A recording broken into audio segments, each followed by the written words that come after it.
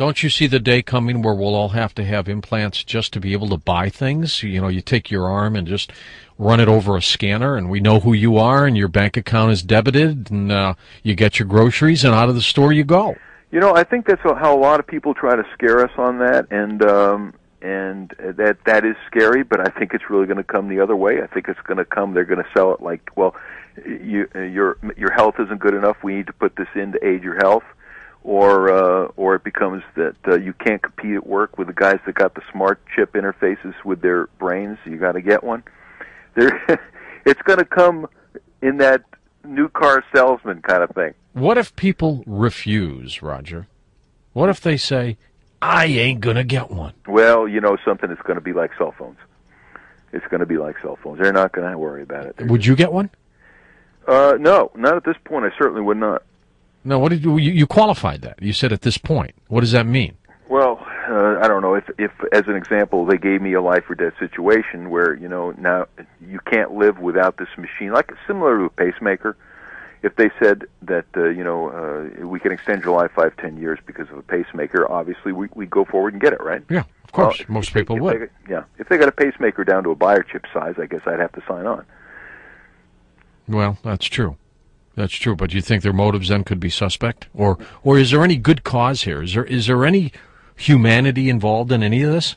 Well, I think in the sense of these biochips, yes. But when you're talking about pure tracking chips, which is the kind of stuff that we're running into now, we're running into people that are getting tracking chips and they don't know where they came from.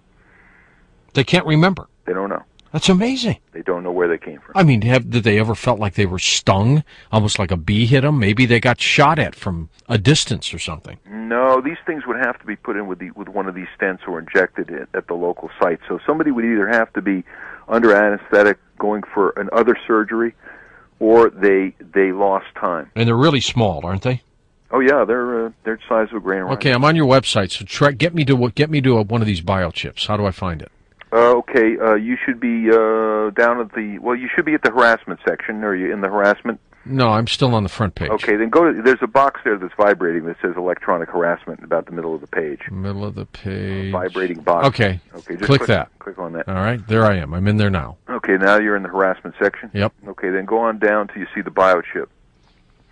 And there is a biochip with a little pair of tweezers. Okay, they look like little maggots. Yeah, that's a little one.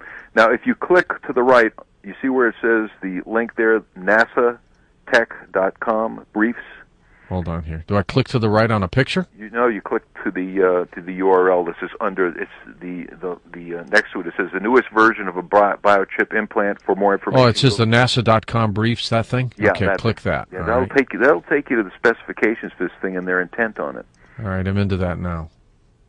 Okay. What they're doing with that is look how little that thing is. Yeah, they're going to implant those in children. That's their first. Look at the chip. Look how small it is. Yeah. God. Now, this is nanotechnology.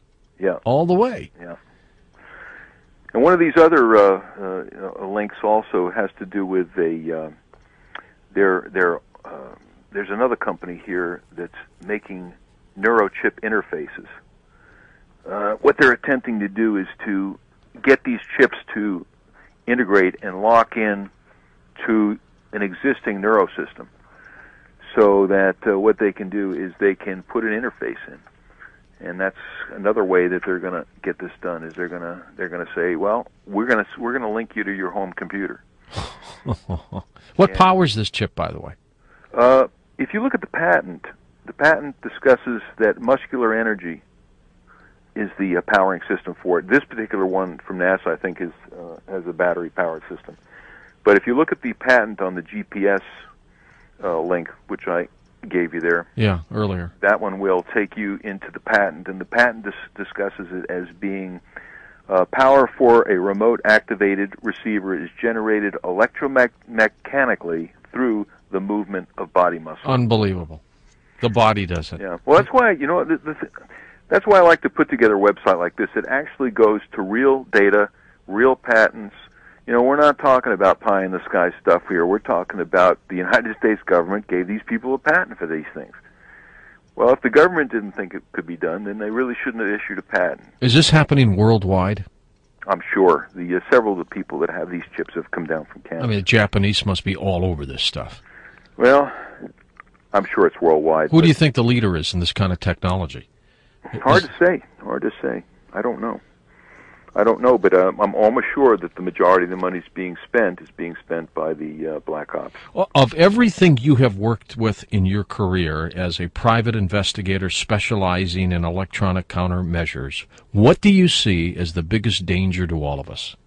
These chips? Something else? Well, certainly these chips are, I don't even carry a cell phone. You know why? Why? Because I don't want to be tracked. I don't want them to come back months later saying you were here, there, and there, and there. You see, a cell phone doesn't have to be on. Of course, you're in that kind of business where you don't want to be found. Well, it's almost like, did you ever see the movie Enemy of the State?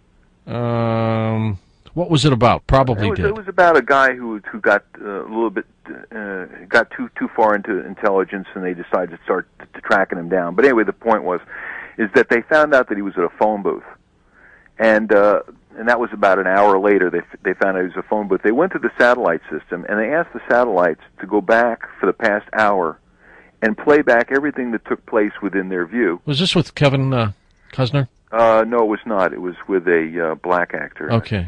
Denzel Washington. No, it wasn't. It was another Will Smith. Will Smith, right? Yeah. Right, that's it. Matter of fact, a friend of mine did a lot of the consulting on this movie. Okay.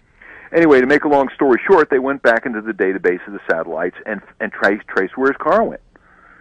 And of course, they're doing the same thing now with these GPS tracking units. It's unbelievable. This is a big controversy as well. The police put a GPS tracking unit on a guy's bottom of a guy's car up in Washington, and they found that he went and did something. I forget what kind of crime he did, but they went and arrested him.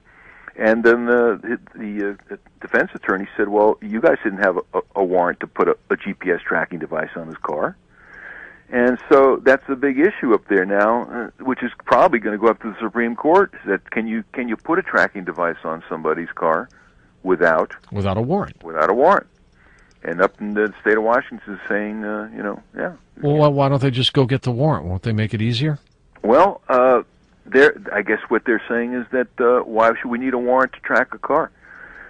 In the old days they did when they had bumper beepers, which was the prior way that they did it. They had, actual transmitting beeping systems, and they'd follow behind with a car with 4 antennas, and they would actually track it electronically. Now, they don't even have to be there, and they can call the GPS unit by cell phone and ask it where it is. Unbelievable. Are you familiar with how those work? Oh, yeah.